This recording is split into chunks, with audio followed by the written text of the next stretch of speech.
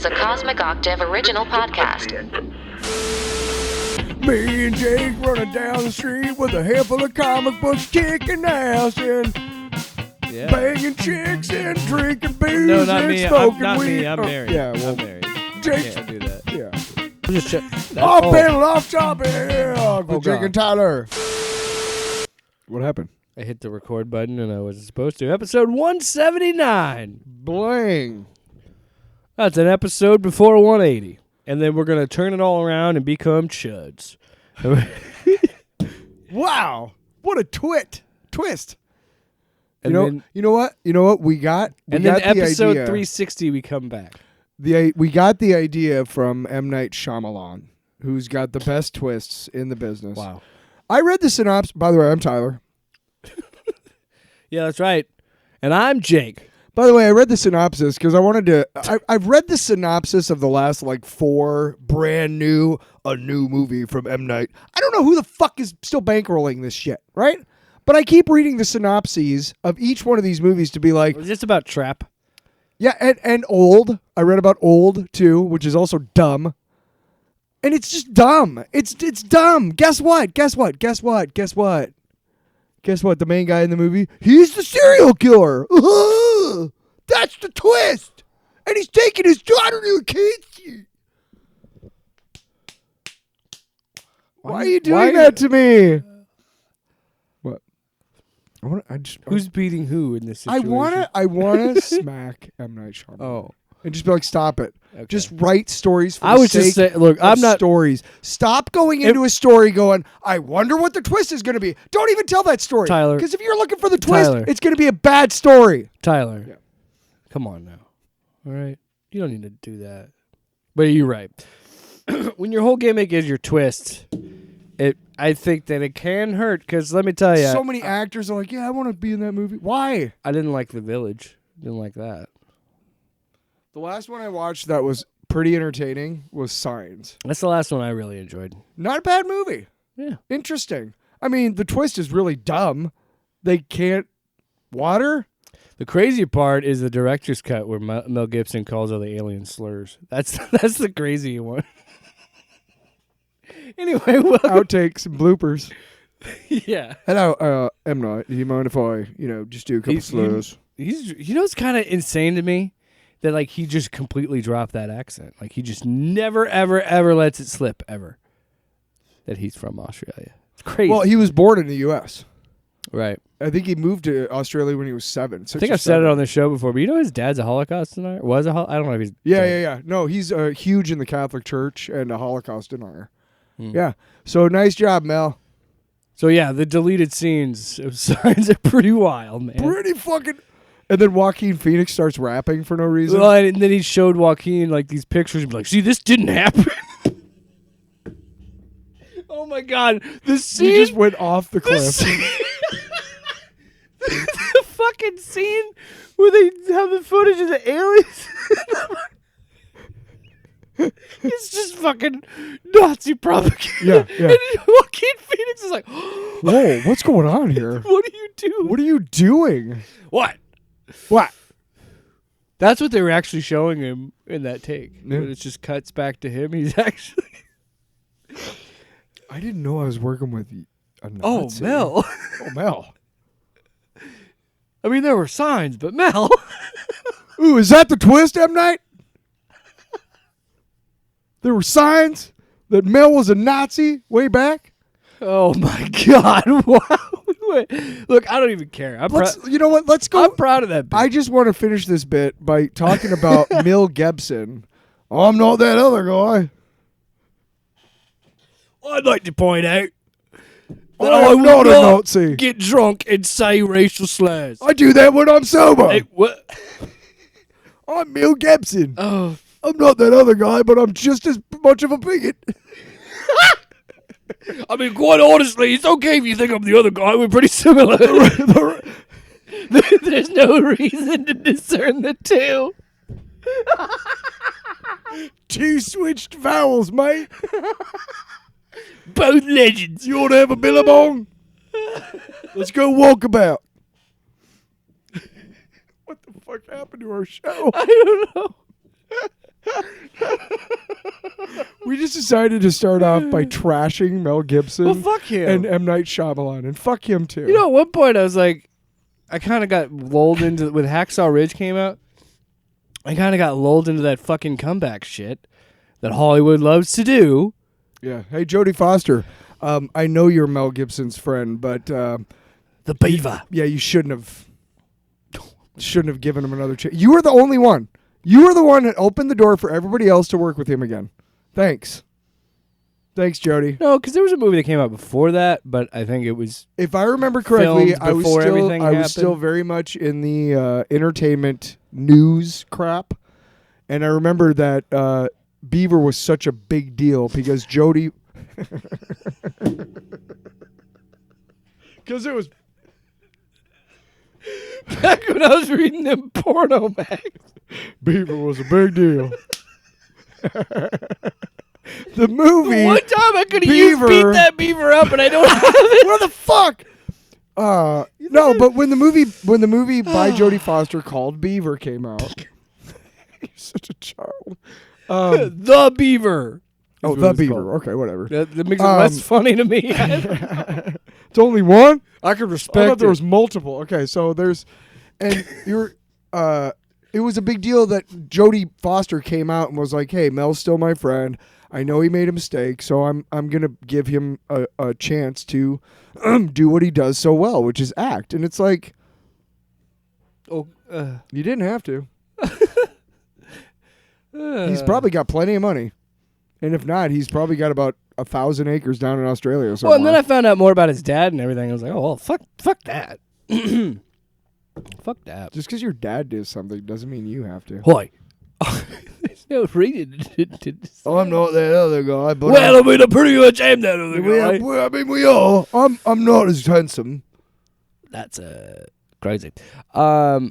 What were we going to talk about? Oh, yeah, I'm a little bit closer in looks to Crocodile Dundee, to be honest. For those of you More blonde. who stopped listening, or those who are about to stop listening, we will talk about Dune Prophecy. I'm sorry. Look, we're not. Look, we tried to do. We still do news. We talk about. At least we talk about current events that we want to talk about. But let's be honest. The show is us just talking about shit we love. Guess So- what comes out on Thursday, by the way? I don't know. Oh, Creature Commandos. I have so much going on Thursday. I have my... We totally I want to also make a quick disclaimer. We will, because they're dropping the first 2 episodes, because that's what they always do. Next week will probably be, we'll cover at least the first 2 episodes of Skeleton Crew. Yeah. We'll see if we can get the third one in, but we will cover it. We just, to be completely honest, we both forgot it came out. Yeah. Like, I had no... Because Disney has not been pushing it super hard, or maybe I haven't seen it. Because usually I'd see, like, watching, like, football games and stuff, I'd see a bunch of stuff for it, but... I thought it was related to, like, the Bad Batch. I have no idea what it is, but it's Should we look it up? it's John Watts who did the Spider-Man. Jude Law's in it. He did the MCU Spider-Man trilogy with Tom Holland. Okay. So yeah, he's a part of it. Yeah, Jude Law's in it, and I'm sure it'll be interesting. I don't have, to be quite honest, Tyler, I think I enjoy things a lot more when I have no expectations. Yeah. Because everything, especially this year, everything I've watched this year, I have had no expectations and been really surprised. And I think Dune Prophecy is another example. I think this is, Do you want to hear? hear what? Do you want to hear? Like, Did you not hear that amazing segue into Dune Prophecy I just talked about? Because that's a show I had nothing that was not on my radar this year. Even after all of the Sorry, hype, I did. I'm sorry, I missed it. even after all of the hype of Part 2, I still had no expectation. Because again, I was not interested in the idea of the Bene Gesserit, and then you were like, no, you got to understand, they're the most interesting group. Yeah. Because of just how influential and impactful they are throughout the whole history of the saga. Yeah. If you look at the Spacing Guild, those guys are like not human anymore. Those people are not human anymore, right? And we haven't seen mention of Mentats yet, have we? No, we haven't, as far as I know. Okay. The Mentats are basically just really... They're human computers. Right, but the Mentats are also skilled in hand-to-hand fighting. I mean, everybody is. Everybody almost. fights. Pretty 'cause much. They have to. But the Bene Gesserit have just a little bit more everywhere. And just jump right in. Do you want to jump right in? Well, yeah, this is mostly a flashback episode. Yeah. Also, I don't know if it was ever said and I missed it, but is this the first time we were addressing that Tula and Valia are related? Valia? No. It's pretty much been from the beginning that they're sisters. I don't remember that. Okay, sorry. But no, because it just kind of. Then I was like, oh yeah, did that? Because I had not thought about it, and then they had the flashback. I don't know if they did. I mean, they talked a lot together, and their names are the same, so I assumed, and I was right. I don't think I ever heard her last name said. But oh, they're again, both Harkonnen. It could have just me missing something. So let's jump right into it. So, well, I wanted the big part that I wanted to talk about, the part that affected me the most, and I think was probably the biggest part of the episode. So we get a lot of Tula. Tula's. It's not a Tula. I keep thinking I'm going to say Tua, like the Dolphins quarterback. Tongo Vailoa. There's no N in that word. Why is it Tongo? Anyway, I love saying that name. English doesn't make sense. Tongo Vailoa. But Tula, her backstory kind of gets explained. They explain both their backstories, but there's a lot of focus on her and what her struggle led to before she got to the Bene Gesserit. And her story, I told you, that thing fucked me up. Because I'm like, damn, that's dark. Because it's like this, you see, it kind of jumps around a little bit. Griffin dies. Well, let's stop. Hold on. Well, I don't want to. Go ahead. Well, I just want to get to the thing. Because where she's at, I want to set this up properly, but where she's at is in this episode is she is off with this guy that we don't know his name or anything about him. His name's Ori. We know that. We know his name's Ori, but we don't know that his last name until it's revealed later. So you see this story and you're seeing like, oh, this like kind of this romantic thing, and then there's this scene where he proposes to her, she says yes, they make love, and when they're doing that, you hear chanting, and they start to chant their name, and they say Atreides. And I was like, motherfucker, is what I thought in my head. I'm like, oh, so when they started talking about the Seleucid bull, like way before that, that's when I figured it out. When she's showing the kid. They're going to kill the bull, or they're going to, it was a horse, wasn't it? The Seleucid bull is very heavily figured into the Atreides. It's what she sees at the end. Okay. I had no idea very what that heavily was. figured into the Atreides. Leto's father actually is drugged. Leto the First, his father is drugged when he's going out to do his Seleucid bull fighting. And he's killed by the bull, and the bull is executed. And if you notice, during the first part, even Villeneuve's, and I think also both Lynch's and Villeneuve's both make a point to show the head of the bull being boxed up for transport from Caladan to Arrakis. I think so, yeah. And they show a little wooden figureette of a guy going against a bull. Yeah. At different points. Well, okay. That refers to Leto's father, Paul's grandfather. And that's you just knowing the world more. Yeah, because I didn't pick up on that until we saw the bull at the end. So let me get real quick. But I just want that sequence was so good. And again, me not knowing about the bull and me just experiencing that and getting the reveal that way and being like, oh shit. And then the next scene where he's like, why is it so quiet? I was like, dude.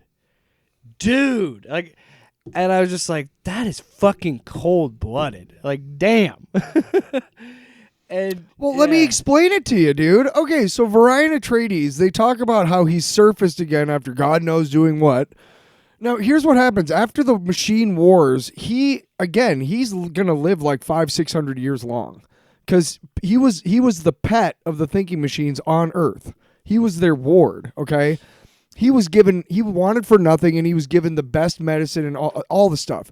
And because Erasmus did so many experiments on live humans, he was able to expand Varian Atreides' lifespan. So by the time of the end of the Machine Wars, it's been like 150, 200 years. And he's still almost as young as he was when it started, right? Or at least appearance. He's started putting gray into his temples to show some aging because people started asking questions. And Well, so doesn't spice increase your life expectancy? yeah, but it has nothing to do with the spice. It was because of all the stuff they did to him on Earth Okay. as a ward of the thinking machines under Omnius and Erasmus. Excuse me. So he actually decides, he's like, well, I can't. He's already like taken a wife and made, babies and stuff and all that, and he's like a great grandfather already, and he set them up to do well on Caladan. And he says to himself, he's like, I can't stay here because people will start, I just can't. So he just takes off. Nobody knows what he does. But he does talk about him every so often coming back and in disguise coming to the worlds, the Human League. Don't you want me, baby? Don't you want me? Did you say that every time he enters the League of Humans, I should say. totally different. One's a British 80s synth band. They're the opposite. Synth pop band. Anyway, I don't want you, baby. So Varian will come back every once in a while in disguise and just check on how the humans are doing, right? How they're progressing.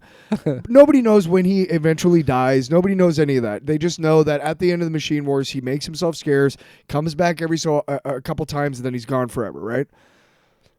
So all of these Atreides that she kills are his offspring. Like they're the result of 150 years of breeding of Atreides from Varian down, all the way down to Ori's probably his great-great-grandson or something.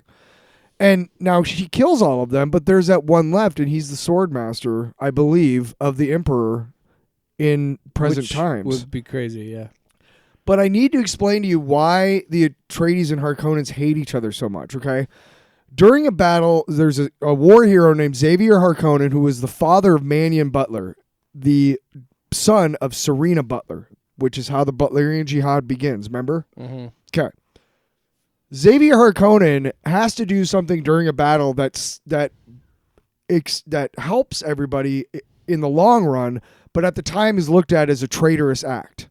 Varian Atreides is his best friend. He works for decades to clear Xavier's name. He finally does. Abelard, that they refer to in the episode, that Abelard was, their grandfather or whatever. Yeah. He was in the spaceships at the final battle of the Machine Crusade, or the Machine Wars, okay? And this is basically what the machines set up this shield around the planet.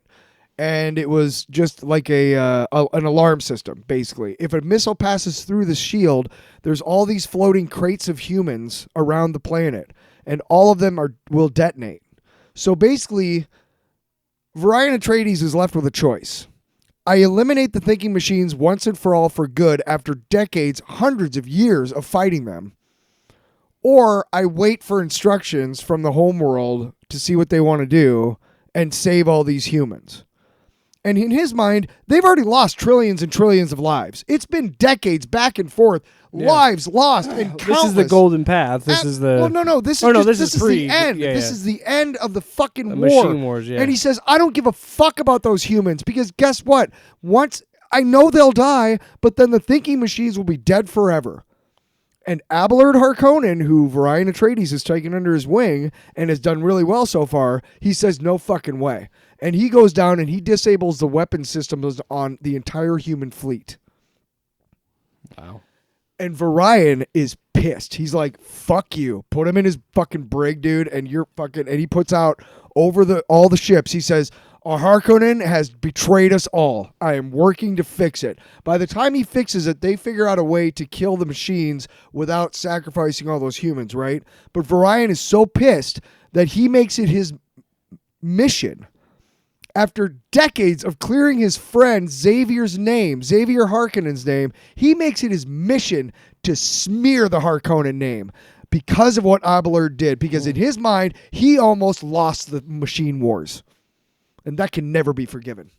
Now look at it from the Harkonnen point of view. Aren't you like, fuck you, dude? right? A little bit.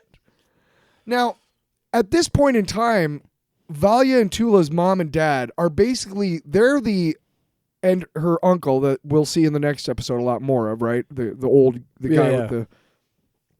Now they're the part of the family that's like, we've accepted our fate, and hopefully someday we will, get back to it, and we'll eventually get back into the good graces after we've been punished for long enough, and we'll make do with what we have. That dude's been in a lot, but I always think of that dude as Robert Baratheon, by the way. Her uncle, I always view him as Robert Baratheon from Game of Thrones. So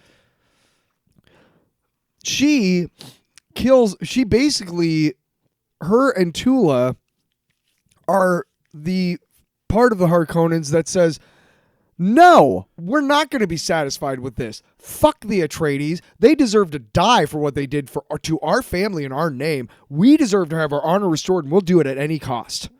And that is how you get... Yeah, where we're at in this, yeah. In the first Dune movie, what's his name? Baron Harkonnen. Yeah. That's how you get those guys. Because they say... if it had been their mom and dad, the ones who were kind of like, hey, shut up, stop talking, especially the mom who she almost kills. Which always makes me laugh, though, is let's be honest, usually they always end up killing each other, right? But these two families always make me laugh, too, because they're also always fucking. They're always fucking each other, which makes me laugh because, like, Tula falls in love with this guy. And then still goes through with it and kills him because that's how much they fucking hate the Atreides. At the request of Valia, by the way. Yeah. Hey, sis, can you do me a solid? Kill their whole fucking... Can you spend months making this guy fall in love with you and then get invited to the hunting of the Seleucid bull, and then while all the Atreides are in one place, can you kill them all? Hey, thanks. I'll get you a scone. I'll get you a scone on Starbucks. Oh, I can come home now. It was just like, what? But that's what's so crazy is I think you also get a hint of like how abusive Valia is even at that age. And I mean that in a sense of she is abused at an early age. She abuses her power. At an early age, she is, like you said, this and Baron is a descendant of her, isn't he? Yeah. I'm saying that, like, which fucking makes so much sense. If you have her parents, it's that bloodline, right? If you have her parents continue the Harkonnens the way that they want them continued, for all we know, by the time of Dune, it's some other family that right? They might be gone. Are dead. They might be. Yeah, who knows? And that's how they get from Lankavel to Gate A Prime is they fucking murder their way up the chain, basically. And Valia. There are points when you can see her psychotic, tendencies a little bit. She's a little psychotic about shit. But she's also incredibly strong and almost courageous to a fault. There's a lot to admire about Valia, right? But if you think about that kind of person down like thousands of generations, you're going to get Baron Vladimir Harkonnen, who's just a shit. Who's a social. Oh, you know what I mean? You get... So she's leading the Harkonnen. Austin Butler's character. Right, she's leading... Fade Rothka. Fade Rothka, yeah. Fade Rothka. She's leading her family on a path that will end in... And I believe they exterminate the Harkonnens entirely at the end of... yeah. Well, no, because the Gate A Prime is still a place. But, and that's what I think is interesting and I liked about this episode. I think it is effective in showing... It's mostly flashbacks, and it does a lot of talk about Tula. Mm-hmm. But I love the fact that we also are showing years of experience that what it's done for Valia, as she is a layered character where she still is emotional, but she's also the smartest person in the room. She's also always trying to work everybody and always has an angle. Yeah, and you understand why the Bene Gesserit are where they are in Dune. And what they've done with her leadership and like that constant deception, that constant playing all angles, and then making people believe You want the best, but in reality, you're like, no, I'm here to fuck everything up for us. There's a part Because they're always going to try and take over everything. The Bene Gesserit have been doing this for thousands of years. I don't know if you feel the same way, but in a way, there's a part of me that respects the hell out of Desmond Hart and kind of feels like, you know what? Yeah, man. Fucking, what are these? What are they Why doing hasn't behind somebody the scenes? stepped up to them and said, wait a minute, why are you the authority on But this? then I thought about it, and I'm like, if I'm the Emperor, and I've seen what this motherfucker can do with his mind, I am going to kill him. I'm not going to let him do that to me. I'm not going to try and use him but as he's a shown tool. that he doesn't want... Right. I don't know, man. I don't care. If somebody is that fucked up and can do that shit... Or use him until he's... Yeah, Until he's okay. gotten too far and And kill then him. you slip and he kills you. Or kill him. See, How else do you to get... kill How else Desmond can you Hart- get her back on your first of side? all- Is first just of all- say, hey, you do it. first of all, to kill Desmond Hart, you have to get a weapon. He can do it with his mind. So if you're just standing around, he can just kill you. Sneak And up you on have to him. like go get a knife. He doesn't or have something. eyes on the fucking back of his head. Just because he can burn people with his mind doesn't mean he can't see He's behind his... magic. He's magic. Actually, the sand will make me see every angle. It isn't just so I can ban you. Yeah, so I have no idea what's going on with that. It's your boy, Shia Lude. Still, Hey, it's your boy Shia Lude I coming wanna- to you from downtown Minneapolis. I want to also point out the internet has... Stone Temple Pilots tickets. Tyler, I want to say that the internet has ruined Shia Lude, the How so? the worm god, Why? because there's a very viral TikTok back when Part 2 came out, when there's this guy doing a Trump voice of Shia Lude. It's me, your boy, Shia Lude. And he does like a Trumpian kind of takedown of all the different people of Dune. And he goes, the Bene Gesserit, nasty women, trying to control the course of the events. So every time I hear Shia Lude, I think of that stupid video. That's just a fun thing to share with you. I want to know more about Shia Lude giving him mind powers. Yeah, I don't know. I didn't read this book, which it's mainly based off of Sandworms of Dune, which I don't. It's somewhere between the Legends trilogy that I keep talking about and the original Dune books. There's like 3 trilogies between those two, because there's a trilogy that talks about Leto as a kid, like him growing up, Paul's dad. And I'm like, Yeah. I don't give a fuck. Yeah, I tried to read it, and I'm like, I don't fucking care. See, that's what I mean. Is like there's a certain limit to a prequel thing, because at a certain point, it's like, look, this is just how stories work. Some characters are doomed to die. They are designed to die. Leto, or Leto, however you want to pronounce it, was the catalyst to that whole entire arc for Paul. So he has to die. So I don't give a shit about his childhood, because I know he fucking dies. He is meant to build up Paul's story. Like, and I totally I agree absolutely with you. And here's the thing, about the Legends trilogy. I mean, who doesn't want to read about why the Harkonnens and Atreides hate each other so much? I want to read about that. They keep referring to the Butlerian Jihad. I want to read about this stuff. And they do it in such a way. That's why I get so mad at Herbert purists, because they're like, those books suck. Those books tell a story, whether you like them or not. They tell a story that Frank intended to tell at some point. Okay, he had to, because again, at the end of the original Dune books, there's this old couple that shows up, and they're named Marty and something else, and they turn out to be, according to Frank's notes, Omnius and Erasmus. And if Frank doesn't write those 3 books, or rather Brian does from his notes, then they don't exist. So I know that you're like, hey, those books are bad, but it all ties together, you guys.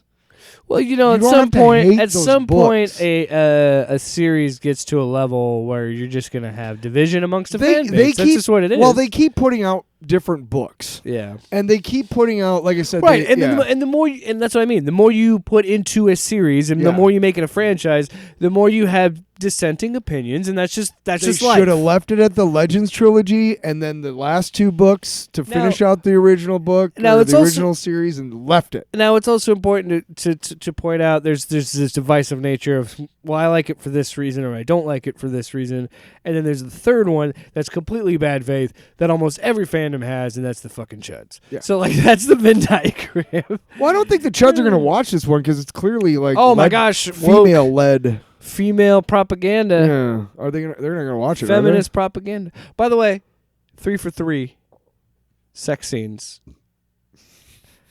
I In this like show. how feminist propaganda led you to sex scenes. So No, that- are that they was watching it? that- Do we see anything? Oh, On I the, don't. Dude, the radar? fact that I don't use Twitter anymore That's has cool. been. It feels I haven't good. seen a lot of chud stuff, so that's one of the main reasons we don't even do the Grift Report anymore. Right, and I'm sorry if you want it coming back, but we like. Look, man, I only have so much time on this earth, and I don't want to Listen, waste the it next- talking about these people. The I next really 4 don't. years, we might have to a lot. We'll see where it goes. The next Our 4 years, we lives. might not be able to do a podcast because it's against the law. It's against the law to have dissenting opinions, especially when it comes to Dune prophecy. All right, that is not the longest we've gone. I know we sang earlier, but that's probably the longest for me in particular. We swore like right away. You fucking serious? Oh yeah, Yeah, I we're said talking shit about within, Mel like, the Gibson. first- yeah, I know we didn't sing. No, and so mostly it's about the flashbacks. How Is long it- are we gone? 30 minutes. That's a long time not to sing. You're welcome. I don't think it's actually been that long though. I You feel like think we sang sang before that. I sing like every 5 minutes, so Yeah. Hey, you. ADHD, it's a stimming thing. I don't know what that is. Vocal stimming, vocal stimulation. Why we do a podcast? I'm more conscious of how much I say now, and it bothers me. So let's continue to talk about this episode. We talked mostly about Tula. What about Valia and her arc of like her learning how to do the voice, learning at a young age, and then we're seeing the agony process from her point of view of being like, oh, this is what it means when you have unfinished business and why you can't do that. I got a bone to pick with this fucking series. Now I know. we got some dissenting opinion. I know. Actually, it's really funny. and Can you're that be a gonna new laugh. noob sounder? Dissenting opinion. No. Fuck you. Where's the sounder? Just put boo. Fuck you. No, fucking tell me what you wanted to tell me. Okay, because I don't have the so, phone pulled So up. she's outside with snow falling and wind blowing on a mountain, and she's got this Are you one talking drop. about the ritual? Just give me a second. She's talking about this. She got this Oh. one fucking drop of this Rossack poison that she's got to get into her eye. Now I don't know about you, but I used Visine a lot in my day for various reasons.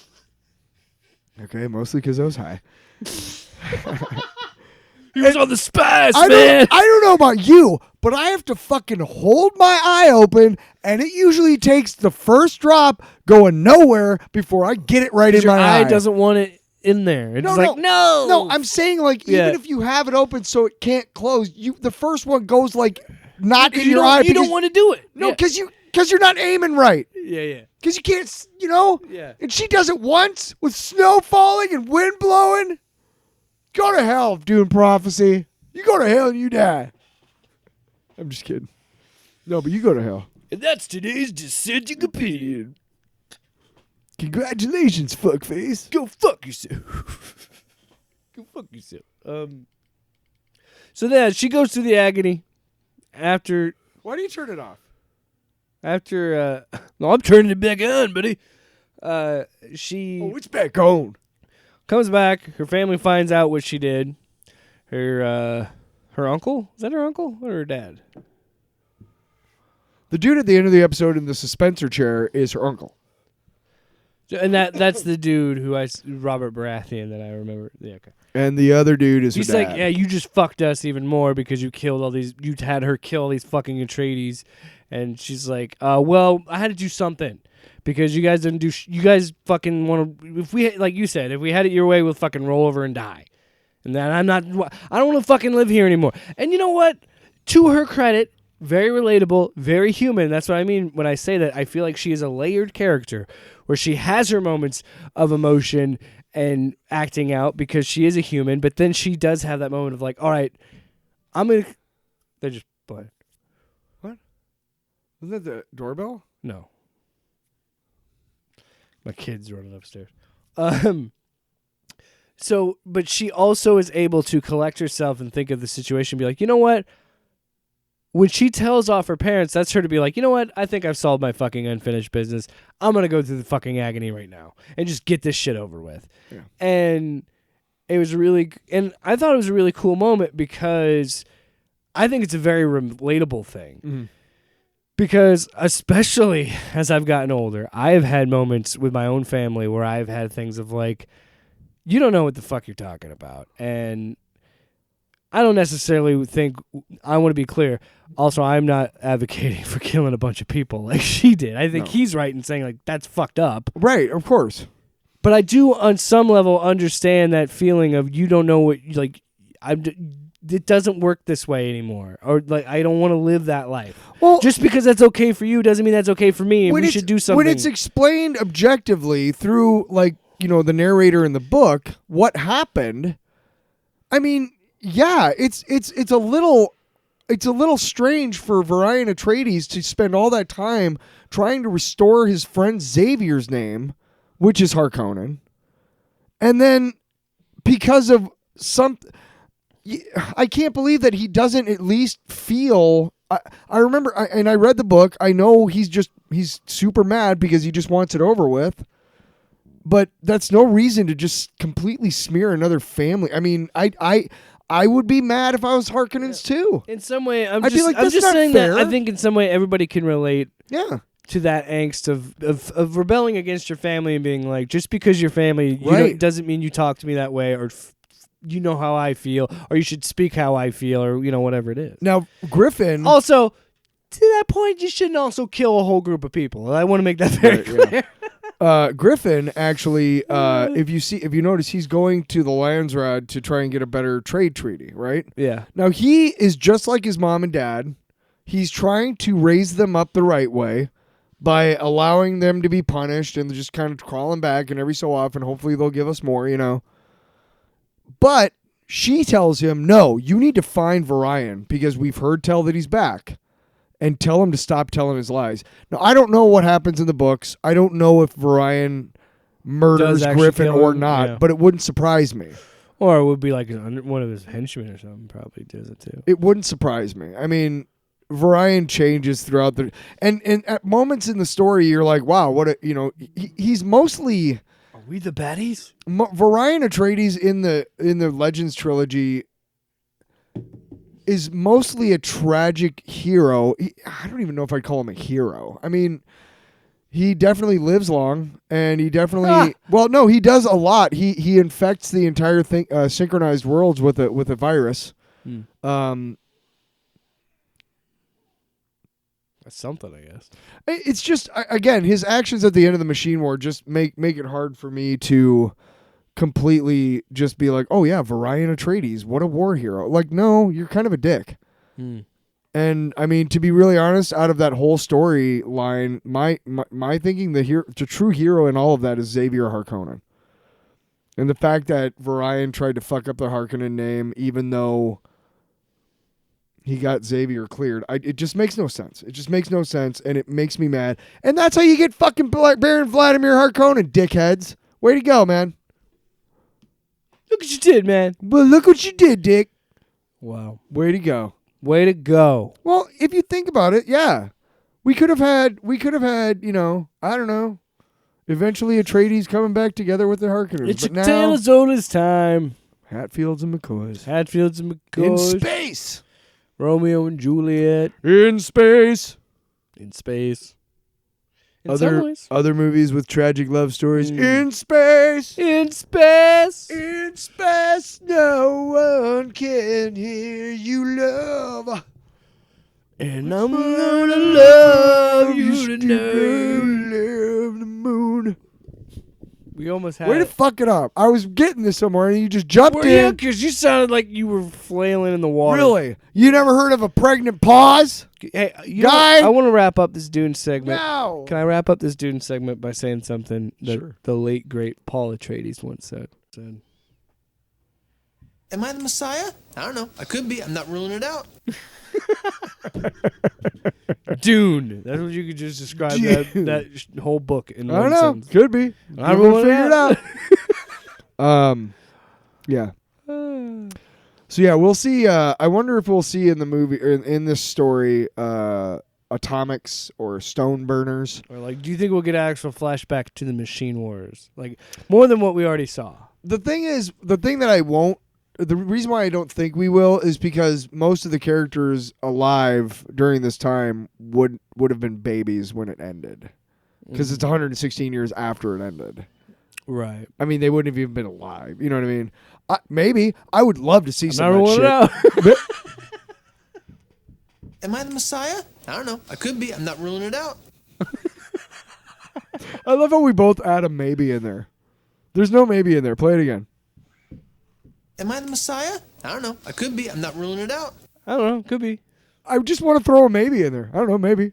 Maybe. Could be. I don't know. What's that from? What? It's always I guess I don't want to. sunny in Oh yeah. Philadelphia. Dennis. Yeah. Crack cocaine. All right. I love that shit.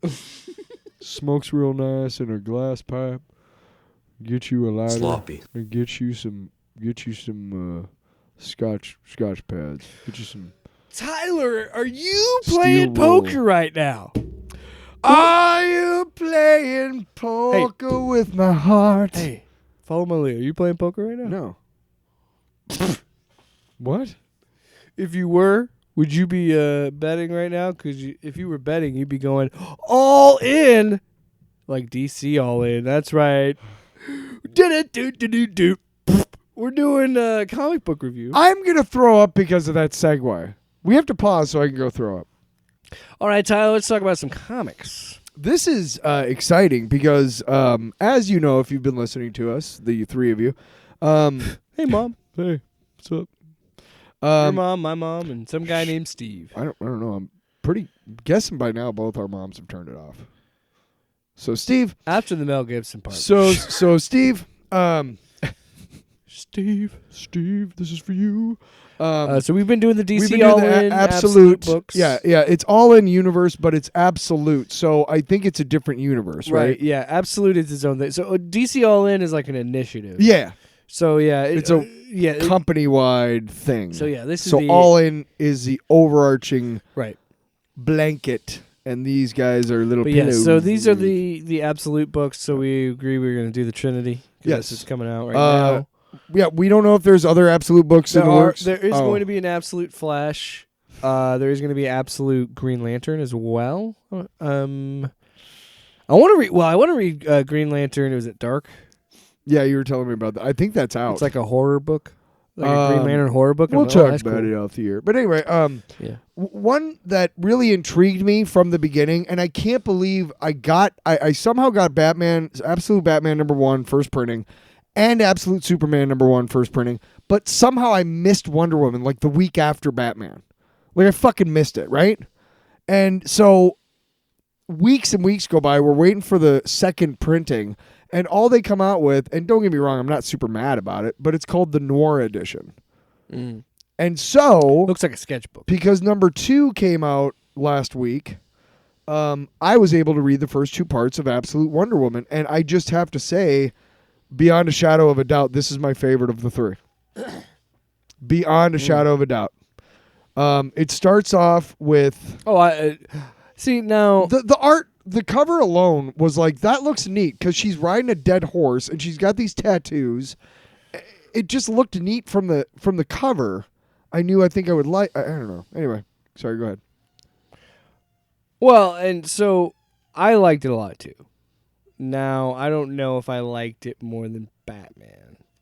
I do, but I think there's a reason for that. Yeah, because I love Batman. Well, no, I'm talking for you, yeah, but I'm talking about I've never been much of Wonder Woman comic books. Yeah. I did buy one like a Wonder Woman #1 way back in the day. It was George Perez like returned to the book, and it was big news, and it was like a double-sized issue, and it was the start of like this big DC wide crossover called War of the Gods or something. It was stupid as hell. It was the dumbest thing ever. And I've never really read a lot of Wonder Woman comics. I just, not because I didn't want to, it's just I just never got around to it. I'd say, as far as if there's female-led comics that I've read before, is She-Hulk way back in the day. So it's not like I mean, there weren't a ton of them back in the day, but I think that's the reason why I love this so much, is because I don't know that much about Wonder Woman. So consequently, I went into this with a way more open of a mind, I think. I think I went into Superman and Batman a little closed off and a little bit, like I'm expecting expectations, right?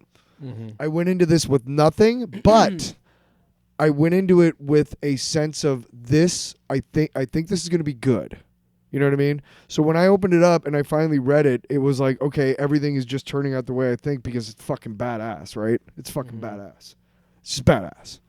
So, well, I mean, I think that's part of the reason why is because I haven't had a lot of exposure to Wonder Woman that I love it so much. Because I'm like, why haven't I read Wonder Woman more? But this is a completely different Wonder Woman, so. Yeah. I think that's what's always appealing about Wonder Woman. It's also, I always find it appealing when these comic book uses come like Thor with Marvel, and like the fact that like the Avengers and the Justice League have to have this mythical character, and Wonder Woman's always been this magical mythical character. Right. And I like a lot how this series already has leaned into the Greek mythology of it. And that's been done in the She's past. She's a sorceress almost at points too. Yeah, and that's been done in the past. That's part of Wonder Woman's character. So like everybody else has done that. I'm not saying like this is new. Right. But I like, first of all, the change of, okay, she's not born at Themyscira. She doesn't grow up there. She grows up in hell. And she grows up in the Amazons have done something underworld. real bad. Right. So and, and you have that kind of dynamic of, we're still playing, and this is what we talked about with what Absolute Batman does well, and we'll see what becomes of Superman. But we're seeing with this is, okay, we're taking these established characters, we're taking this lore, and we're tweaking it, we're changing there's it. a character We're having some fun defining with it. trait that has changed. Batman is not rich. And he's right, and he works for the city. Right, so that lends itself to that part of the story and why it works so well, I think. Superman, all I can tell is that he has a suit instead of like being actually superpowered. I don't know. Or he's using the sun a lot more than he usually does. I don't know. There's been more to it, but I don't know. All I know is that the character defining trait for Wonder Woman that's been changed is that it's let's go referred to. We're doing the first two, right? So it's referred to that the Amazons have done something incredibly horrible because Apollo brings Diana to Cersei. Well, for starters, I want to just point out. Yeah. First, she's kicking. I her ass. texted you when I got to the title page, and I said, I'm just got through the prologue, just got through the intro. And I was like, this is already pretty awesome. And I really, really like it. Dude, that because anime sword, dude. Well, what I love about it, and who's the artist on this? Hayden Sherman. Really fucking excellent work. Amazing. Fucking amazing. And the reason what I love about it, and I think what's so great about a lot of modern, and I've said this multiple times on the show, with modern comic writers and artists, what they're able to do and make these stories move and pace in ways that you'd never thought were imaginable. Yeah. This book especially, both issues, the paneling is fucking awesome. It's so dynamic and different and adds so much to the story. Yeah. At one point, there's a fucking panel that looks like a W, and it doesn't come off hokey. It doesn't come off cheap. Yeah. And that's in the next issue. But this first issue alone, that entrance with her wearing the fucking helmet is amazing. Yeah. Amazing. Just killing And these she's fucking just got monsters. This big just fucking anime sword, and she's just whooping ass. And all the things I needed to learn to survive hell. And it's just boom, title card, and I'm like, holy shit. One of the things that I really enjoy about this book, and one of the things I think I'm not a woman, and I can't, I don't want to say that I relate or that I speak, you know what I mean? But from my perspective, I think one thing, if I was a woman, that I would want to not only be able to be beautiful and graceful, but also tough as nails, right? Mm-hmm. And this book, look, throughout comics, mostly the comics that I grew up with, 70s, 80s, and 90s, and whatever. Most comics, they illustrate a woman as beautiful with physical characteristics, and I'm talking about the hourglass syndrome, the giant boobs and the tiny waist and the big butt. You know what I mean? Talked about it on the show, Right, we've talked about this many times. And one thing about this book is she's feminine, like when she's in her armor and stuff like that, and she's smiling and whatever. Like she's also athletic. She's Right, she's like- muscular. It's just it's not, and she is beautiful. Like Yeah. um, Well, she's almost drawn like a Disney princess Yeah. at some points, and that's I think highlighted more in the next issue when she's talking with yeah. Steve, and Yeah. and I think that's intentional to romanticize them a little So bit. she's fighting somebody in Gateway City. She's fighting some giant monster, and she's Well, having no, flashbacks. Hold What? on. That's how I the wanna book go- starts. I know, but I'm not done talking about the first issue. I know. I'm saying that's how the first book starts. Oh, I don't is want to she's go fighting a beat by monster beat. in. Well, no, but that's how it starts, and then they flash back. No, to I thought you how were talking she- about the next issue. No, that's how she flashbacks. Because I thought you were talking about her meeting Steve. Shut up. Oh, go ahead. That's and then it starts off with like flashbacks to how she became. Now, what did the Amazons do? Because Apollo says that they did something so horrible that once they're done with Well, their service, I'm sure that's going to be the first arc. yeah, But yeah, so she's like she is the last of the Amazons, and she has not been taken from them she has been taken from them by my father Zeus as punishment for their crimes against the gods. yeah. Some of that seems like a radical interpretation of the text. He also says at some Her point, home- I don't care if she lives or Yeah. dies. She may never again be reunited with her Amazon sisters, and they will be in prison for eternity when their service to my father ends, and you may never say the word Amazon again. Yeah. Yeah. And then he pretty much leaves saying, I don't give a shit if she lives or dies. But he decrees from forth the word Amazon is banned. It's fucking crazy. And she says it every time she says it, it's X'd out. Yeah. In the It's a lot like the sigil in But, so this- Agatha All Along, this is what I would I'm- imagine. And this is what I mean. So after he drops Diana off, we kind of get a little montage of her as a baby, and you see like. It's like 2 or 3 pages. But no, here's the best part: is we're playing with Greek myth, where like it's the classic Hercules stopping the snake from killing him in the crib. Yeah. And the fact that the fucking onomatopoeia says yeet when she throws Yeah, the that was funny snake as made me shit, fucking dude. cackle. That was funny. As And then the like dragon thing that burns her, and then she just goes no as a baby. I thought was cute. But then the next like parts of this where they continue to tell this story of her being raised in hell and the other world, and then it's these double wide shots that go across 2 pages. I think it's just such interesting it's things. basically their cave from side to and side. it's like watching a show or a movie where it's the same set, Same and they set, and they yep. keep the same set, and it just changes and shows her age. It's like, here's one day, and then like 4 weeks later, here's another day, and and so on. It's just different vignettes of like life of her and her growing up, and how she starts to fall in love with this child, and this child this becomes book- her own child. This first one cut through hard when I was reading it because the caption is how you fall in love with a child is by raising it, which is sweet in and of itself. But then you read later. But she starts off. But she says raising a child is how you fall in love, but letting them grow is how you prove your love. And I was reading it, and I was like, I didn't need this fucking book to make me cry this morning. Jesus H. in the normal continuity, Cersei is a huge villain of Wonder Woman's, like a very bad. And so now we're playing with the idea that she raises her, so she learns the magic that she, whereas, traditionally Wonder Woman just relies on her brawn, and now she's going to rely on magic and her. She's her always strength. had some magic Yeah. stuff. In fact, that's the reason why she's the only one who can really take on Superman, because Superman's vulnerable to magic. When we get to the next issue, I want to talk about that. So, she does like a bunch of spells and shit. It's cool as fuck. oh yeah, so she's learning, like she's being homeschooled by Cersei, and then she's eventually she's like, there's a word, I can't say it, I can't think of it. What's this word? And she's like, we kind of get an illusion of it, like she's starting to understand that she can't say Amazon. So then it goes to her fighting. I like this little, again, playing with Greek myths. She's fighting Cerberus and like wrestling with it, like be reasonable. Like a puppy. Yeah, and it's just like, again, all these like different creatures and monsters like also falling in love with her and just like showing her natural affinity for animals and her natural affinity She's for these clearly creatures. special. There's something about her that's special. And this is that like, fucking weird. so like what you were talking about with like, yes, it's taking this, and you could argue this when she was first created, that, you know, it's still the fact that she looked the way that she did, and you were talking about that earlier, to sell comics, to get boys interested.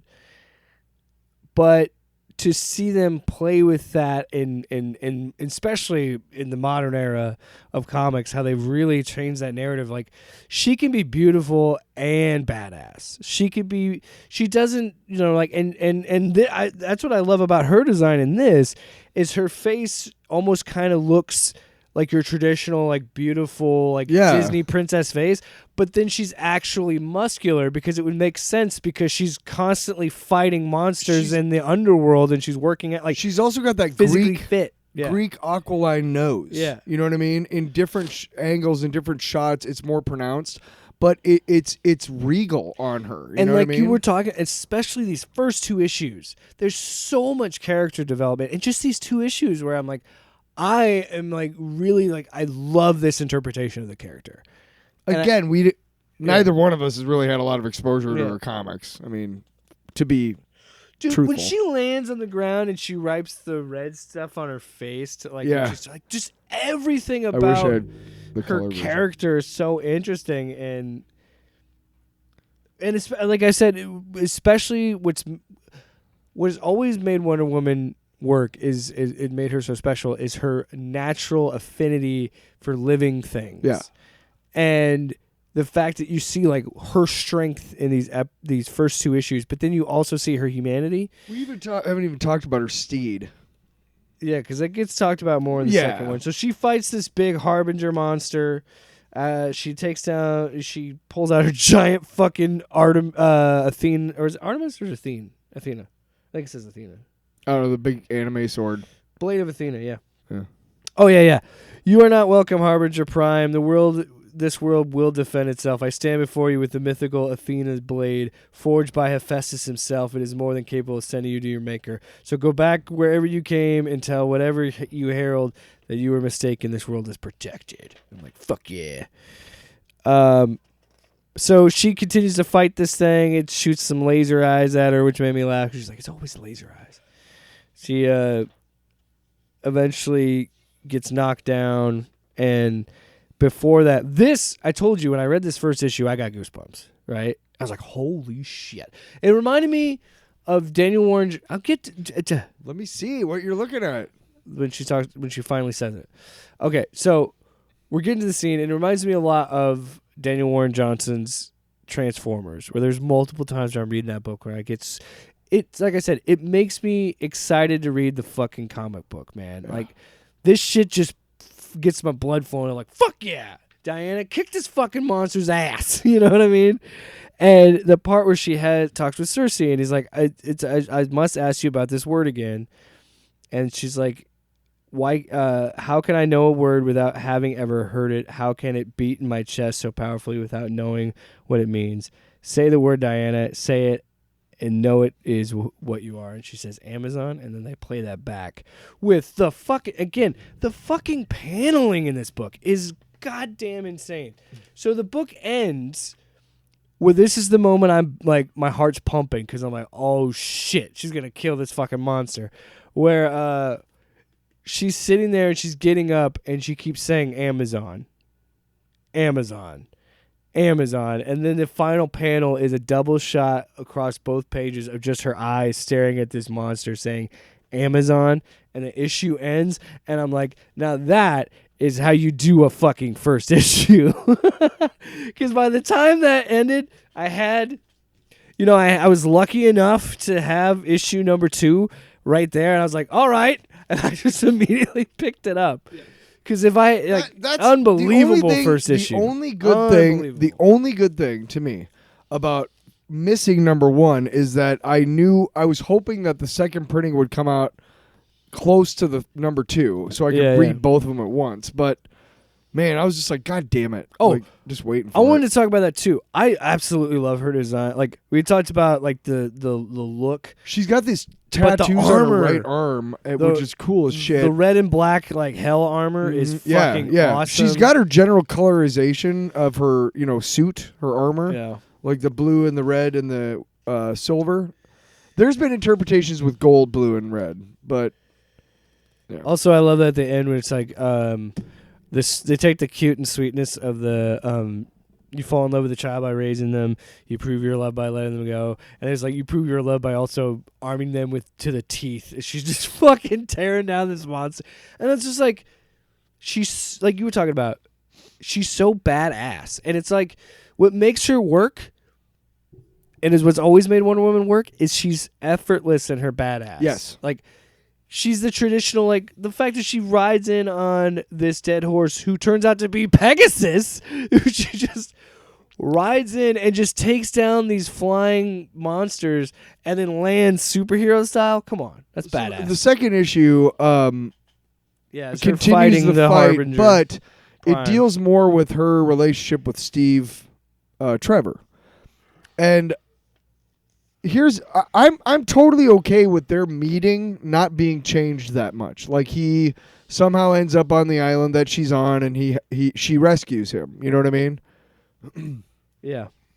But because it also shows, it's also a really easy way for the creators, for the creative team to show how charming and how effortless it is. She's just pure of heart.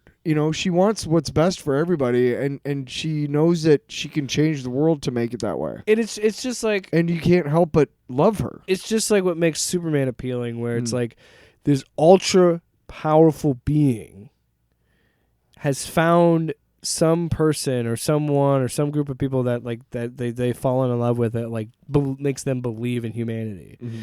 And to see her fight this hard for it is so inspiring. And so at the end of that first issue, you hit that high of her saying Amazon. You're like, fuck you, Apollo. I don't give a shit.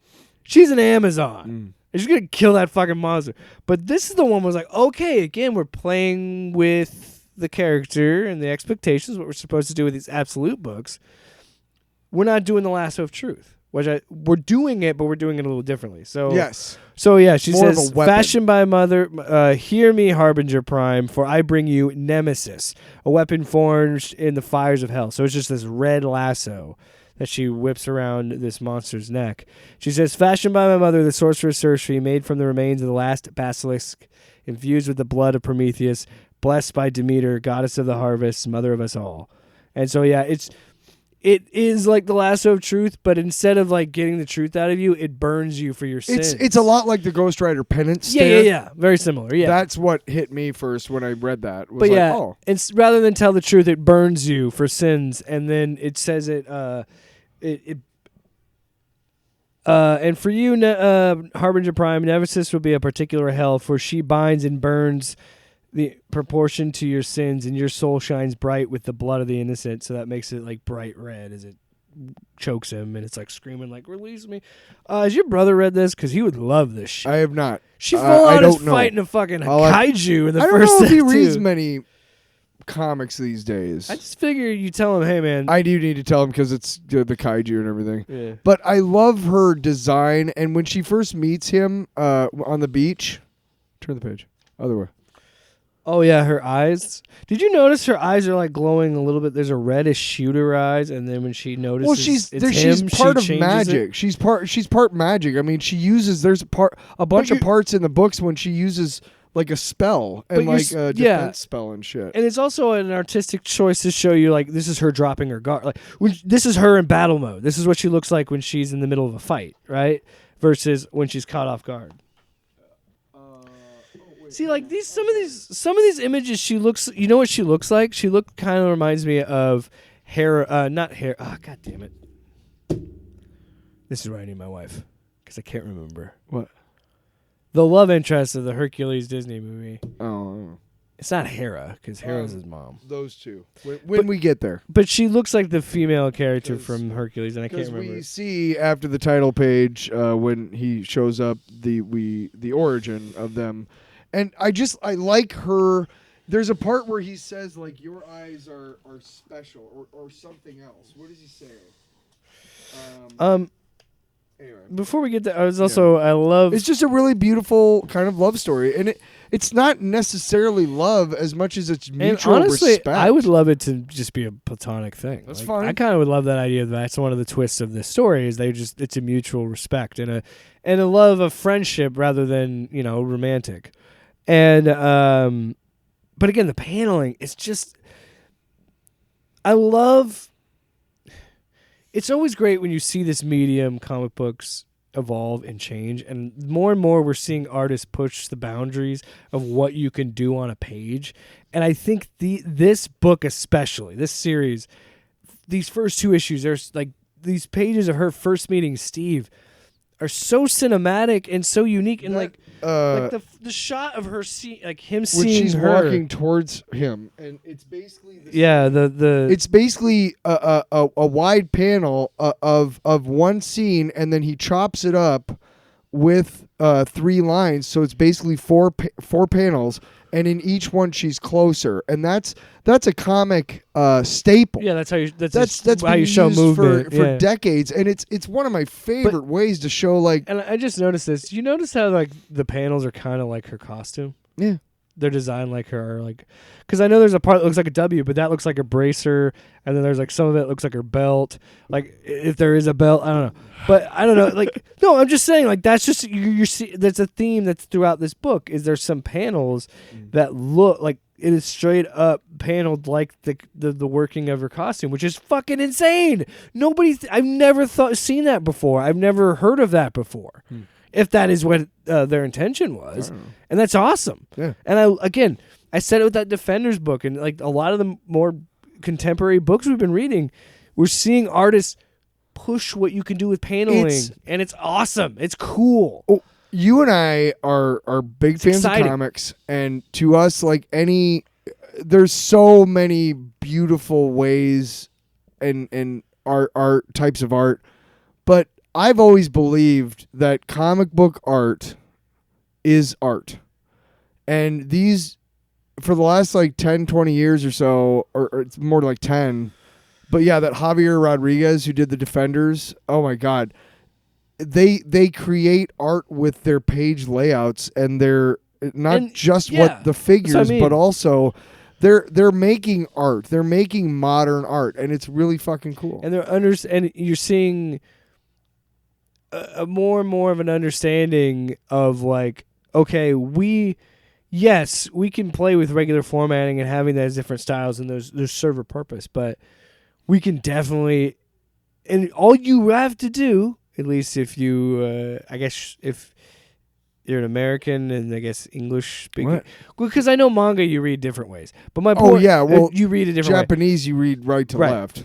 My point So is, that's as why long as you convey that the text is going left to right, you can panel it however the fuck you want. Yeah. As long as your story is moving in a pattern that the reader can understand, it doesn't matter. I got your kid that free comic book, that Spider-Man book, remember? And in the front it shows you how to read a comic book. And in a lot of those 50s style books that I got from those EC collections, and also Action Comics #1 that we reviewed, there's a lot of parts where, because they maybe weren't thinking about the page layout before they made it, but they have to put arrows to show you where to go next for the next panel. Yeah. And it's just like it's and sometimes I guess I know it's pretty poor. Yeah. But now they almost never do that because, again, they're able to say like, this is how you draw somebody's eyes across the page. Okay, so here's what I learned about something. Your eye is drawn to this part, and it naturally follows this to this to to this. Over the Thanksgiving weekend, I spent a lot of time eating turkey. Eating fucking A. Me too. Stuff in my face. I had a lot of turkey. I was talking with some family, and we were talking about how like there are like parents out there to this day, In 2024, they're still like, meh, I don't want my kids reading, comic books or graphic novels, and they should read books or whatever. And we all were talking about it and thought that was silly because we're like, as long as a kid is reading, what does it matter? As long as someone's reading, like you should just read more, And we were also talking about like how the art has gotten the artists have gotten so good at conveying body language and conveying context visually that also still helps kids expand their vocabulary because they can understand the context of the words based on the image. And it's like, that's such a cool thing to think. And like this book especially, there's so many moments where it's like, I just can't help but admire again how they're telling it. It helps you speak. It helps. Like I'll swear up and down until the day I die. The reason why I am as intelligent as I am is because I learned to read on comic books. Obviously I learned to read like most kids. I mean, a little earlier than some, or a little earlier than average. But just, the Dr. Seuss and the, numbers and, like everybody, I wasn't reading them when I was, 1. But when I started reading actual stuff, like young adult, little kid books like Dr. Seuss, that's when I jumped into these. And that's how I started reading, different words that were like, I don't understand, because those words weren't in fucking Dr. Seuss books. So she finds Steve in the underworld, and he's going to get pulled in by the Kraken, but she drives into the water, saves him, takes him home. Again, this is what I love about this book, is like how she looks consistent, but there's also such a wide range of emotion. So you go from one page of like her looking stoic and heroic, jumping out of the water with Steve, right? And then the next panel, it's like almost comedic, like, hey, Mom, I brought this guy home. Almost silly. And then it ends with her looking determined and like, I will kill it if it's out there. Yeah. And it's like, again, the artwork is so good. And then like also the writing to convey, to show you how strong she is. You're like, I'm going to save him, bring him in. Hey, Mom, what's going on? And then it's like, oh, if it's out there, I'll kill that fucking thing. Like, again, the way she's drawn, effortlessly badass, From if you look at it in the context of every other human or every other person in the book next to her, she is drawn in such a way that she's clearly human, like has human features, but she's different. Obviously a demigod. Yeah. Yeah, she's clearly like her eyes are a little bigger. Her, you know what I mean? Her. Yeah, you're meant. The point is to draw your attention to her. Yeah. So yeah, she wakes up Steve, tells him the situation. He's like, I'm dead. And they're like, well, not really. Yeah. It's not exactly how the underworld works. So, and I think they don't fully explain in this issue, and I think they're going to touch on next issue of how she gets him back. Because she mentions there's some magic that brought him back to the living world. Yeah. But there's this really cool moment I like. Again, this is where I think it's not. That's what I think the twist is going to be, is this exchange where like this is like a very platonic, friendly moment. And I just feel like I could see it blossoming into a romance, but I kind of would like it just being them having respect for each other. Because she says, you can see the edge of one of the tentacles going under just there. I don't see it. Oh, I apologize. I forget my vision is quite good. I mean, my vision is good as a pilot. You have to have excellent eyes. Your eyes are something else. That's what you were talking about earlier. Like, it's total, because they're walking side by side for a while, and you can tell her eyes are bigger. They're different. She has different features from him. Yes, but she's still clearly, I don't know, human. I don't know this is the part that like made me like, ugh. Like this book is equally awesome, insane, action-packed, badass, but also really sweet. Like there's some really sentimental moments. Like this is the one I wanted to talk about, where she says, "Here's," he says, "I don't want to brag, Diana, but I don't think hell was where I was headed." And he goes, "Oof, you're tough. Give me a minute to adjust, I guess. I thought I was a good man, Diana. Here's what I think. Not everyone here belongs here. It's just sometimes where we've ended up. Thank you for saving me twice." And I was just like, "Aw." And then you see each other and they're hugging each other, and you're like, again, a friendship. You can clearly tell they admire each other.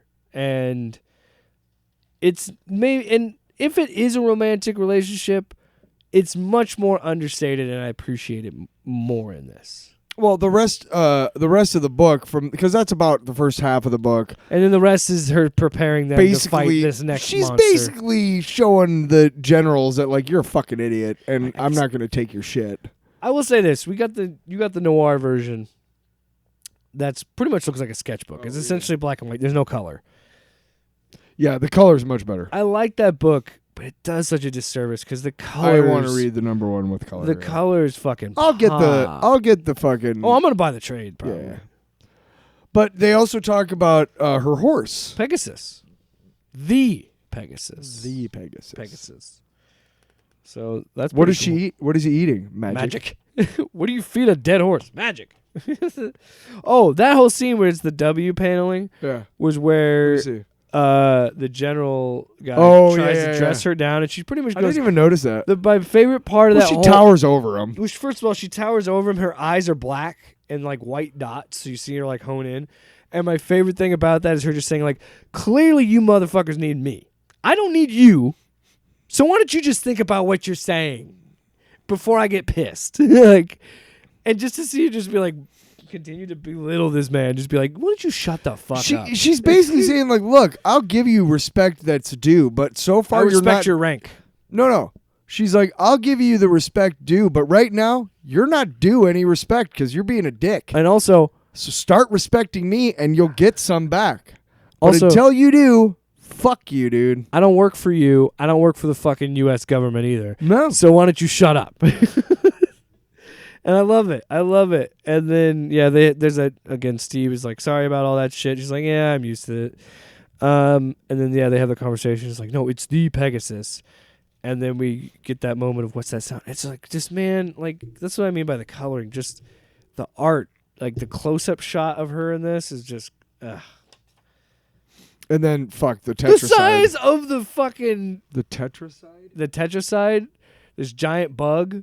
Again, you gotta get your brother to read this. He would fucking eat this Yeah. kaiju shit up. And then, yeah, that's the end of that issue, number 2. It wraps up with her getting ready to fight that thing. Which She- she's really scared of. So you said, and we'll see how we feel after number 2 of Absolute Superman. So far, But of the 3, you feel I like wanna this one has the strongest start. You probably like this one the I most. want to finish Batman and Wonder Woman, at least the first 5. Yeah. Superman, if you don't jump out to me in number 2, I'm done. I don't give a fuck. I don't care.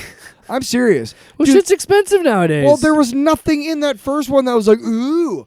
Both Batman and Superman, Batman Woman. and Wonder Woman have been like, ooh. something caught you, yeah. I mean, you tell me from your point of view, was there anything in that Absolute Superman number 1? I didn't even really like the art. I mean, it was fine, but it was just... I was more positive on it than you were, but I also think that I can truly say that I really, really liked Absolute Batman 1 and 2 and Wonder Woman. I like them both a lot. I would probably put Batman higher, but that's again just my We'll just call it day to day. We'll just call it this. We'll just call it my Batman bias. Like that's just what it is. I still love Batman. Absolute Batman. Although I will tell you this. Yeah.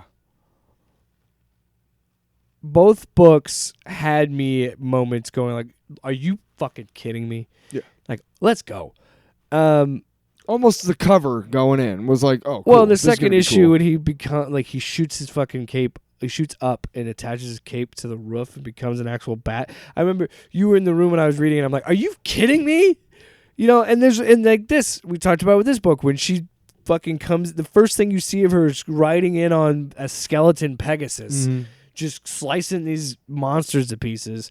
It's awesome, and I would have to maybe lean more towards Batman, but that is both books are an amazing example of taking a beloved character, taking things familiar, making things new, and Kelly Thompson fucking kills it. Yeah. Her Diana, like I said, unbelievably likable, effortlessly badass, and also extremely human, which is all the things that you need to make a cool Wonder Woman. I feel like across the board, and that's also me just being a very casual Wonder Woman fan, understanding those are like the core things you need to make that character cool. Right. And I think Absolute Batman does that too. But I think you might have a good case for this to be like this is. I don't know, man. This is a really good book. Really, really, really good start. Both issues are solid. I think if the first 2 issues of each one have anything to do with it, like I mean, from week to week, it might be one is better than the other to me. And they're both super fucking good, and both have gotten better with when they had 2 issues. Have gotten better each issue. So I can't wait to read number more. 2. The ending of number 2 was almost more insane than number 1. Batman. Yeah, He fucking drives a goddamn. Oh truck, my god! Drives the fucking bottom of the fucking building out. See, this is what I mean. This is why I wanted to get back. We did review that book, didn't we? Yes, we did. This is why I want to consistently always have comic books be a tenet of the show because, as I said, and I mean this. Yeah. Much like video games, comic books, man, they're my. I adore them as a medium. I will always read comic books and always. Yeah, I've gone these absolute books remind we gotta stop fucking around because these absolute books are gonna get me to start buying comics again, and I don't want to do that because I'm gonna wait for the trade, and I'm probably gonna get both the trades of these. Which reminds me, I need to check the local comic shops because I want to read Kid Cudi's book. Yeah, The Moon Man. Yeah, I've gone years. I've gone months without going into a comic book store. But here's the thing. I do have reason to go into Jay's like almost once a week. Jay's CD and Hobby here in Iowa. And I love going in there. I don't, like I said, there's a couple different places that I go, but there's something about going in and knowing, hey, I'm going to get this, and then that's it. Now, I still look. And that's how I get this. Got this piece of. We can talk about that. But generally, even if I see a number 1, I'm like, I don't care. Because I'm like, I don't want to start on anything. Because it's expensive as shit. It's $5 a book, for fuck's sake. Well, the number 1s are priced like that because they know that's how they get you. That's how they get you. That's how they get you. Well, it's because everybody wants a number 1. What time is it? How long are we going? About an hour and a half. Before we get to that, we can do this next week. No, we can do it right now. I don't want to do it. It's a long box, and we'll save it for the long box. Oh my god, dude! We can do a long box right now. I don't want to do a long. Do you have a long box? Yeah, my long foot. Up your box, which would be your ass. Off panel, off topic with Jake and Tyler.